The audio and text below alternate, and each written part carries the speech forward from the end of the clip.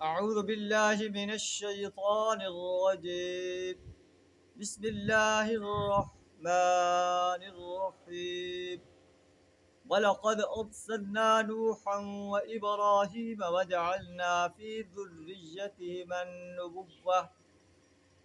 ذريتهما النبوة والكتاب فمنهم مهتد وكثير منهم فاسقون. صدق اللہ العظیم.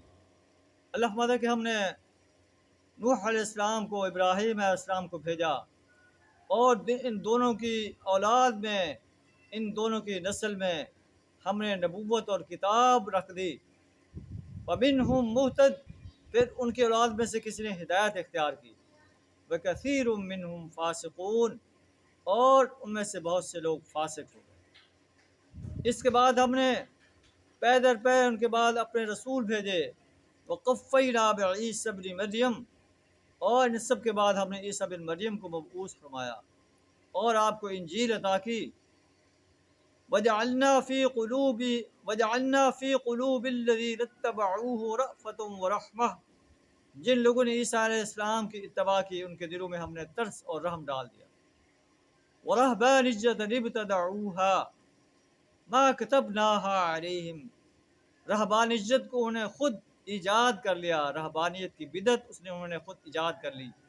اللہ پتہ ہم نے ان پر رہبانیت فرض نہیں کی، مگر اللہ کی خوشنودی کی طلب میں انہوں نے خود ہی یہ بدعت نکالی، پھر اس کی پابندی کرنے کا جو حق تھا اسے ادا نہ کیا.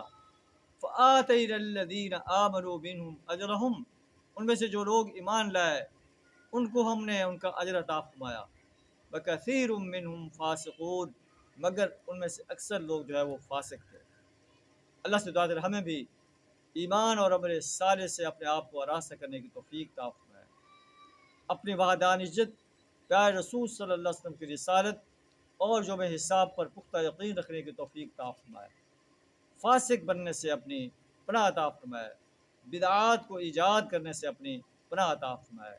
اسلام کا بے لاگ دین جو ہے اس کو اپنانے کی توفیق عطا فرمائے.